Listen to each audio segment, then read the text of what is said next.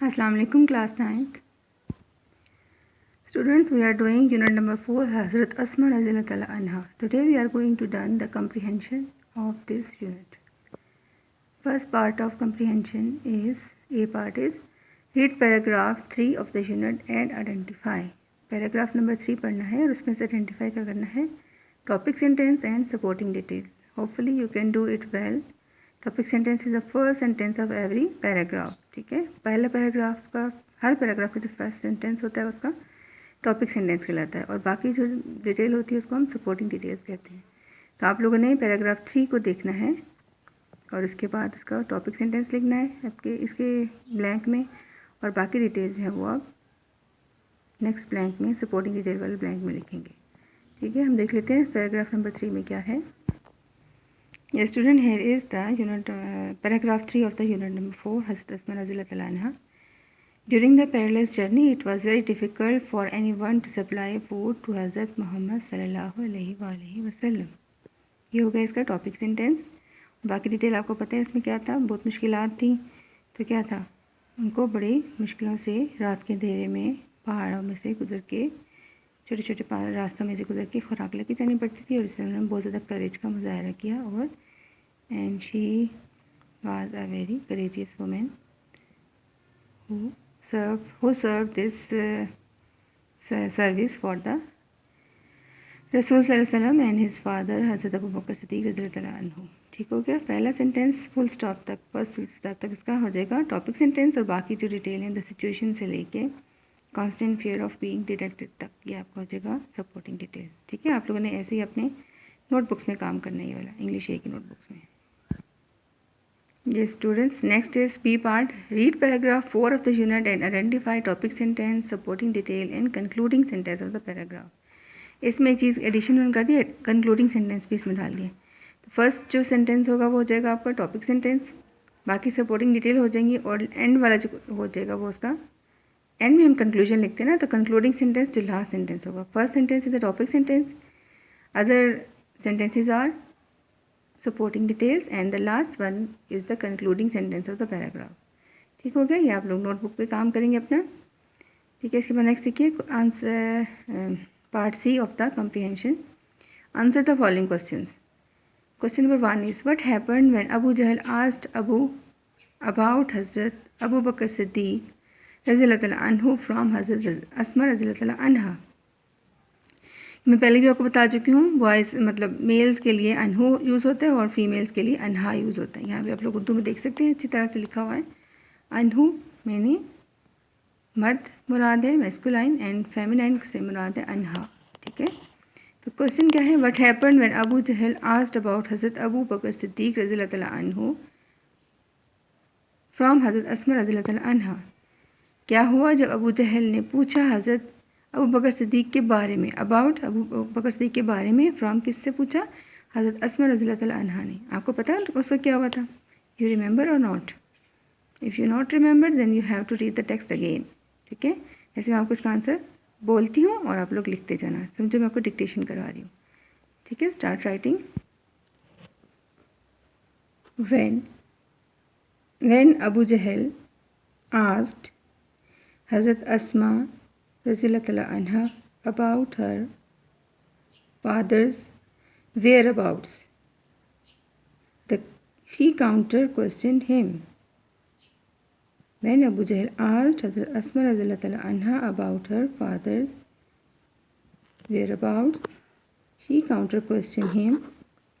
How would I know?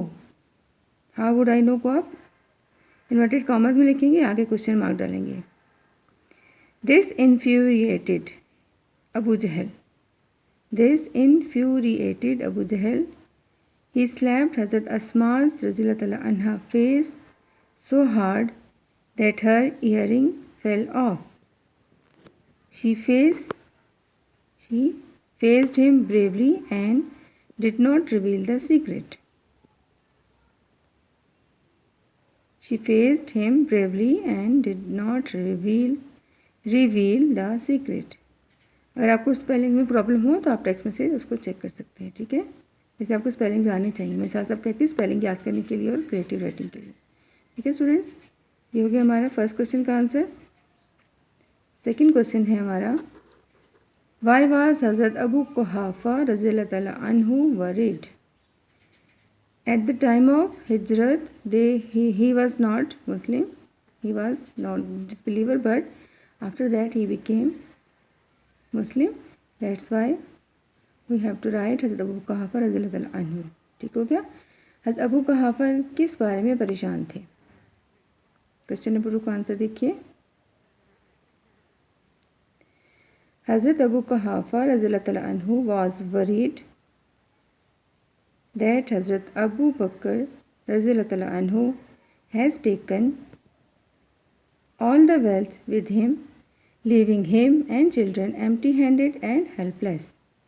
याद आया क्या हुआ था? हज़रत कुहाफा क्यों वरीड थे? क्योंकि उनका ख्याल था कि अबू सिद्दीक रज़ियल्लाहु तआला अन्हु जो हैं वो तमाम दौलत अपने साथ ले गए हैं, उन्हें और बच्चों को खाली हाथ छोड़कर।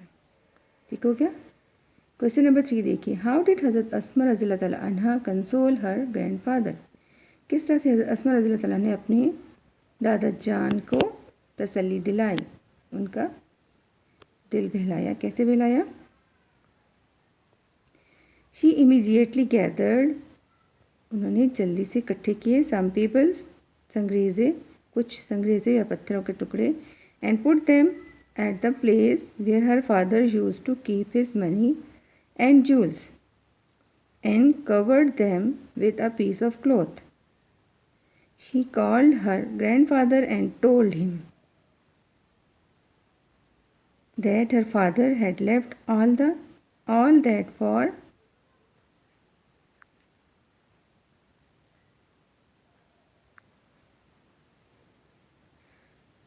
for us. He touched the cloth and his concern was alleviated. He touched the cloth and his concern was alleviated. In this way, Hazrat Asma रज़ियल्लाहु तआला अन्हा consoled her grandfather. ठीक है, उन्होंने पत्थर रखे और अपने दादाजी को बुलाया कि देखिए, जब उन्हें हाथ से टच करके देखा, क्योंकि वो ब्लाइंड थे, उनको नज़र तो आता नहीं था, हाथों से देखा तो उन्होंने कहा हाँ, उनको जो है वो परेशानी ख़त्म हो गई और वो समझे कि ठीक है। इस तरह से उन्होंने अपने दादा जान की तसल्ली तशफ़ी कराई, उनका दिल बहलाया। ठीक है। क्वेश्चन नंबर 4 देख लीजिए, हु वाज हज़रत अब्दुल्ला बिन ज़ुबैर? हज़रत अब्दुल्ला बिन ज़ुबैर कौन थे? कौन थे आपको पता है? हज़रत अब्दुल्ला बिन ज़ुबैर कौन थे? हज़रत अब्दुल्ला बिन ज़ुबैर रज़ियल्लाहु तआला अन्हु वाज सन ऑफ हज़रत अस्मा रज़ियल्लाहु तआला अन्हा। उन्होंने बाद में कहा था कि मैंने अपनी आंट हज़रत आयशा और अपनी मामा हज़रत अस्मा के अलावा किसी को भी इतना जेनरस और आप ओपन हार्टेड नहीं देखा। याद है ना आप लोगों को? रीडिंग कीजिए बार बार ताकि क्वेश्चन के आंसर भी लिखने में आसानी हो। अगर आपको कोई यहाँ पे डिफ़िकल्ट लग रहा है तो आप लोगों ने क्या करना है, उनके आंसर जो है वो क्या करने हैं, जी हाँ, टेक्स्ट से देखें आपके आंसर, उनके स्पेलिंग वगैरह चेक कर सकते हैं। क्वेश्चन नंबर 5 देखिए, which incident in the story shows हज़रत अस्मा रज़ियल्लाहु तआला अन्हा रिस्पेक्ट फॉर द रसूल सल्लल्लाहु अलैहि वसल्लम? किस इवेंट से पता चलता है कि वो नबी करीम सल्लल्लाहु अलैहि वसल्लम से बहुत ज़्यादा इज़्ज़त करती थी, मोहब्बत करती थी? जी, द रोल हज़रत अस्मा रज़ियल्लाहु अन्हा played at the time of the migration of the रसूल सल्लल्लाहु अलैहि वसल्लम showed her love and respect for the रसूल सल्लल्लाहु अलैहि वसल्लम। द रोल हज़रत अस्मा रज़ियल्लाहु तआला अन्हा played at the time of migration of the रसूल सल्लल्लाहु अलैहि वसल्लम showed her love and respect for the रसूल सल्लल्लाहु अलैहि वसल्लम। ठीक है, यहाँ तक भी काफ़ी है, थोड़ा सा और अगर आप लिखना चाहें, disbelievers of Mecca were bent up taking the life of the रसूल सल्लल्लाहु अलैहि वसल्लम and were looking for him. She risked her life and supplied food to रसूल सल्लल्लाहु अलैहि वसल्लम and his father Abu Bakr Siddique रज़ियल्लाहु तआला अन्हु in the cave of Thawr courageously.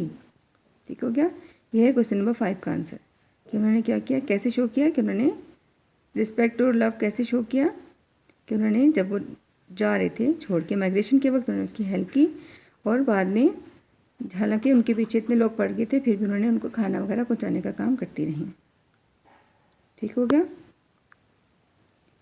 Next देखिए,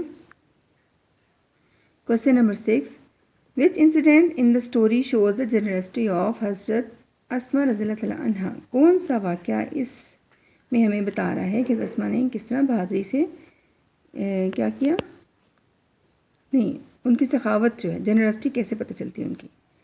आंसर लिखिए। व्हेन हज़रत अस्मा रज़ियल्लाहु तआला अन्हा inherited a garden at the death of her sister Hazrat Aisha रज़ियल्लाहु तआला अन्हा, she sold it and gave away all the money among the poor and the needy. She felt pleasure in doing so. इस वाक़े से पता चलता है कि उन्होंने अपना तमाम जो था वो किसको दे दिया था, गरीबों को। ठीक है। क्वेश्चन नंबर 7 देखिए। What message do you get from the life of हज़रत अस्मा रज़ियल्लाहु तआला अन्हा, क्या मैसेज मिलता है आपको। The message we get from the life of Hazrat Asma Radhiyallahu Ta'ala Anha is that one should live a life of bravery, truthfulness, piety, generosity and patience. इन सब के मीनिंग आपको मैंने बताए हैं और आपकी टेक्स्ट में ये वर्ड्स मौजूद हैं, वहाँ से आप देख के लिख सकते हैं। क्वेश्चन नंबर 10 देखिए। हर life would always be a beacon of light for all of us, how. उनकी ज़िंदगी हमारे लिए हमेशा रोशनी का मीनार रहेगी, वो कैसे। आंसर लिखिए। हज़रत अस्मा रज़ियल्लाहु तआला अन्हा was an embodiment of bravery, generosity and patience. She had resolute faith in Allah Almighty and always showed patience in suffering and hardships. Therefore, her life would always be a beacon of light for all of us. ठीक होगा student. अब आप लोगों ने मैंने बोल दिया आपको एक दफ़ा में, क्योंकि वीडियो बहुत लंबी हो जाती है, फिर सेंड नहीं होती। ठीक है। अभी भी हमारे तकरीबन 12 मिनट होने वाले हैं, तो आप लोगों ने जो मैंने बोला उनको आप बार बार सुनेंगे तो आपको समझ में आ जाएगी। और अगर कोई प्रॉब्लम हो तो आपके टेक्स्ट में तमाम वर्ड्स मौजूद हैं, बुक से हेल्प लेके आप उनको आंसर लिख सकते हैं। ठीक होगा स्टूडेंट। ये हो गया हमारे कंप्रीहेंशन। इंशाल्लाह बाकी हम कल पढ़ेंगे। ओके स्टूडेंट, अल्लाह हाफिज़।